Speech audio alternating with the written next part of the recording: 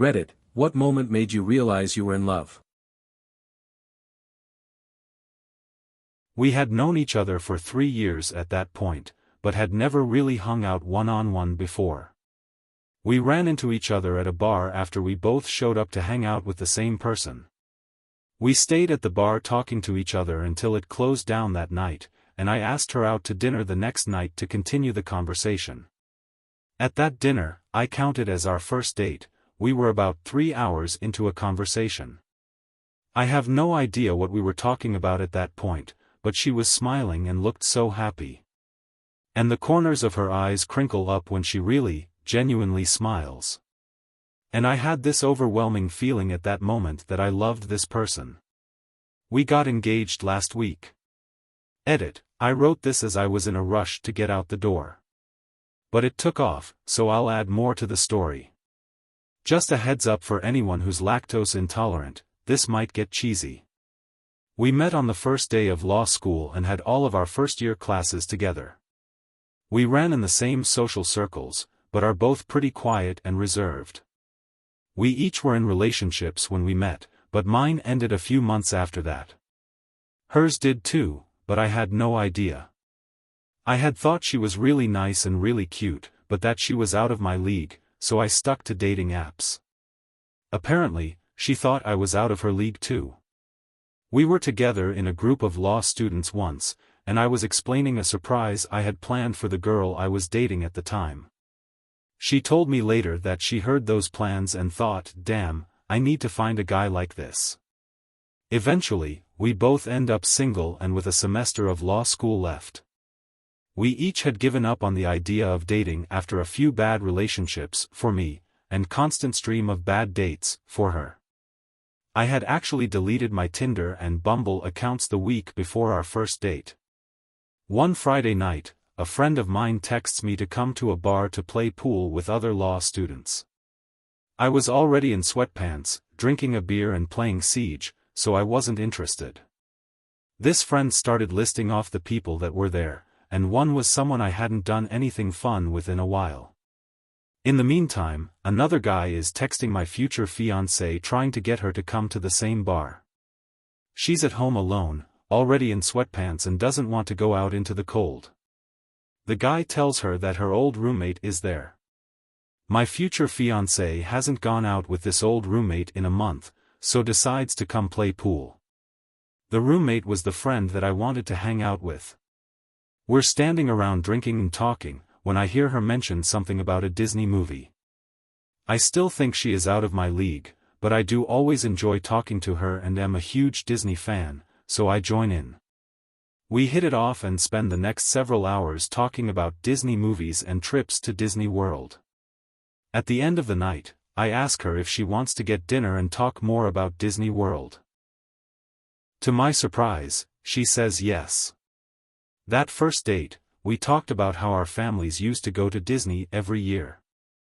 We realized we had even been in the same park on the same day 17 years ago, which was crazy. We joked that it would be nice to go together sometime. I asked her on a real date, and that was that. We went through a lot of very, very good relationship building experiences together. She ended up moving in with me fairly quickly because it just felt weird not to be together. We perfectly complement each other's strengths and weaknesses, and we make each other better people. I ended up proposing to her in Disney World the other week. It was really the perfect place, considering how this started. Maybe 20 years ago so, I was dating this woman and things had gotten serious enough that we were doing Christmas with my family. It was late in the evening, hours after dinner and during that time when everyone's sitting around drinking beer/wine and playing cards or something. We were just talking about stuff in general, and somehow the subject of underground homes came up. This is where I made a mistake. Everybody knows that when you are in a relationship with someone, especially a new one, you have to be careful not to tell them what you really think. It's just known that you try to present as normal of a face to them as possible, and part of that means hiding the things that really interest you. That's kind of what we're taught, at least, right?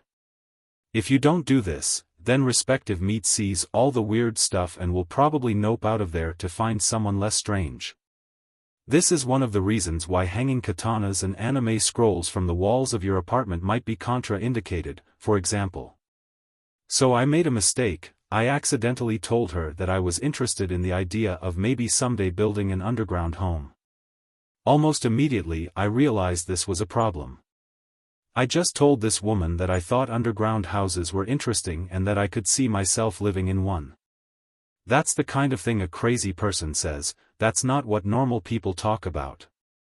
Conversation moved on to other subjects and I hoped that she hadn't really heard me.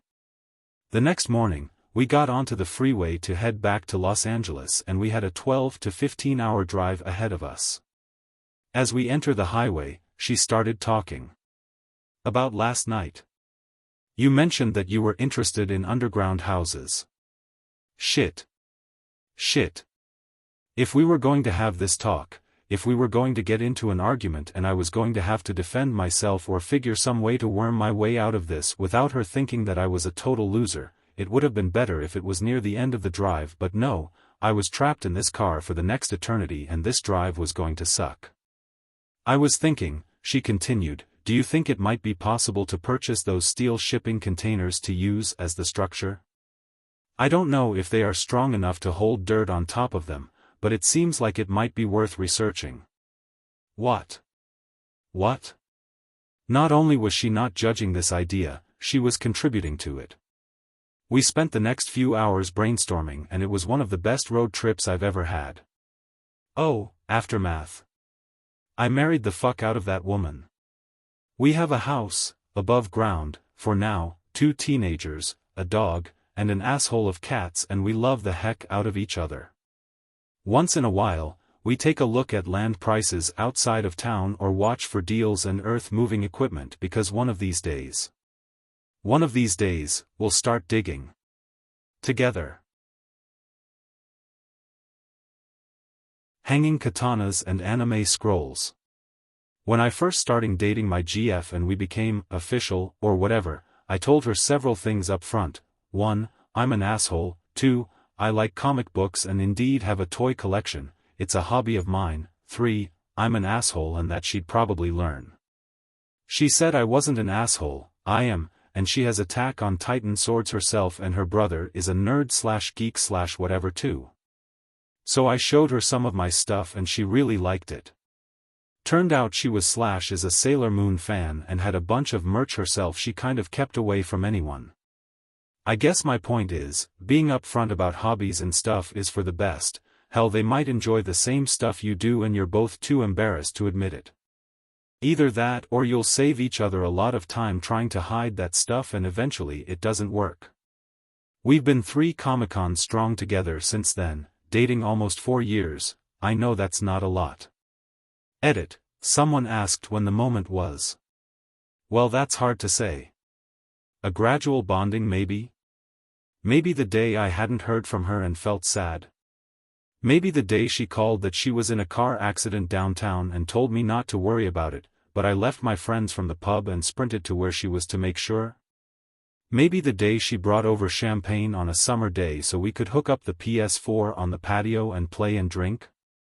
Maybe the day we spent at grocery stores and mercados shopping for the right ingredients for the dinner we were going to cook, or the kitchen sex that followed.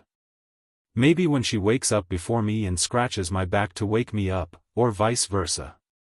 Maybe the day that the power was cut off in my apartment, my roommate bailed and I was stuck with all of it on my own, and we made a candlelit fort, or the day she offered to help me move without even asking. Maybe it was the day we first kissed. Maybe it was a lot of things. I just know I do. When she got back with her long-distance and emotionally abusive boyfriend, got really dizzy. Fought for her. She left him. We are married. Edit. Alright, here's the full story, as promised. It's a long one. So, my junior year in college, I transferred to a school closer to my apartment. Because the school I used to go to was on quarters and my new one was on semesters, there was so major miscommunications and odd discrepancies with transferred classes. Long story short, I ended up in an acting class by mistake. So, I thought, fuck it. Easy A. Should be fun, anyways. First day of class, I'm surveying the room, just to get a feel with who my classmates were. Nobody stood out to me, so I figured I'd just shell up and keep to myself for the semester. Well, 20 minutes into class walks in this beautiful blonde with a Little Mermaid dress, art supplies in hand. Since I was sitting in the last chair to stay away from everyone, the only available chair was next to me. So, as spunky as she was and still is, she approached me and said, "Hi, I'm Anon and I'm sitting next to you." Okay. I just kinda, gawked, smiled and nodded my head. Well, that week, we had to practice some improv, so we were paired up to do the mirror exercise. We got to chatting and found out she was from 3 hours away and went to this school because nobody she knew was going here. She somehow got my number and texted me that evening regarding homework. "I'm sorry. I know this is weird, but I had to ask so-and-so for your number. Every pair has their own written homework and you are obviously the only other person in class with the info I need." So, we got to talking more. We clicked. We clicked so well, it was the most natural, organic and perfect click I've ever witnessed in my life. About a week later, she asks me out on a date to go see a play. This is awesome. So, we went on several dates, became legitimate best friends, and opened up to each other so much. Fall break comes along. She's about to leave to go home, and asked if I could feed her goldfish for her. Of course I will. I respond. We hugged, she left, we texted all break. Well. When she got back, she was acting really weird. Sort of, unhappy. Very sad. She came over to my apartment to play guitar together, sing together and pick up her fish. And when she was leaving, she looked at me with teary eyes, sly, I got back together with him. Speechless. I got so dizzy, so destroyed, that I forgot to breathe. Oh, well, good, for you guys. I mumbled. She obviously was not happy with giving the news. From that point on, nothing has changed. I refuse to let things get weird between us. If we were meant to be, it will be. We still hung out every single day, talked religion, faith, life, hobbies, work, school, everything. Most of these things, it turns out, she was mocked for by him for believing in or for particular hobbies. I started my fight. I started being there for her whenever she needed something. I started making little sacrifices for her, helping her with homework, work, driving to work, taking her out for lunch and dinner on occasion and being all around good to her. I never let it get to the point where it was nice guys or overbearing, but just enough to let her know that I love her. And she knew. A month goes by, we are still hanging out and I admit to her one night in the dorm commons, Anon. I have to say it. She starts crying, begging me to stop, "Don't do this, please. I love you." Waterworks. From both of us. We had mutual feelings, it turned out, but she felt so trapped and so stuck that it ate away at her. We felt like nothing will ever happen between us. But, I still was there. I didn't give up. I didn't let us drift apart. And she, the same. Another month goes by, and it's winter break. She went to his home state to visit him, he paid for her plane ticket and everything. It destroyed me. I was in a very dark place. We would talk on the phone in secret, text in secret, and just try to avoid drama with him. She comes back to my area and she asks me to train her in boxing. I was a trainer. So, that's more time we have together. More bonding. We get more and more intimate as best friends can get. Our evenings extended from after class or work till 3 a.m., 4 a.m., 8 a.m., 10 a.m. and just drive to class without a second of sleep. We would stay up for hours every single night just talking about our hearts, playing chess, or writing music on our guitars. Talking about awful relationships and how unhappy they made us, or, in her case, was making her. And no matter how many times she broke up with him, he manages to guilt her into coming back. Finally, one day after the boxing gym, we got showered up, headed back to my place for another inevitable late night of conversation dripping with emotion. That was the night. Fuck it, I said to myself. Fuck this. I'm fucking done. She looked at me from the couch, I was standing, with an inquisitive and suspicious look. I walked up to her, sat on the couch next to her, put my hand on her face, and I kissed her. And she kissed back. She slapped me, of course. She apologized and said, I feel like this wasn't dramatic enough, for us. We laughed. And kissed. We kissed long, gently, and, purely. Best first kiss ever. After that, our relationship exploded past the limitations of being best friends. She left him, and we were, and still are, so in love. We started talking about a post-mortem of the events that happened that long winter. She was always in love with me. She felt so trapped with him, and with her own mental ailments, she was living in hell. She finally had someone to go to church with, she finally had someone there, she finally had someone who treated her right. And the best news of it all? She never wanted to get on that plane. In fact, she and her mom talked about shredding up the tickets and never looking back. But, her demons haunted her. But, no more. 5 years later, we got married, and now looking for a house and planning our family. We have a dog, fruitful careers, and a wonderful and happy life.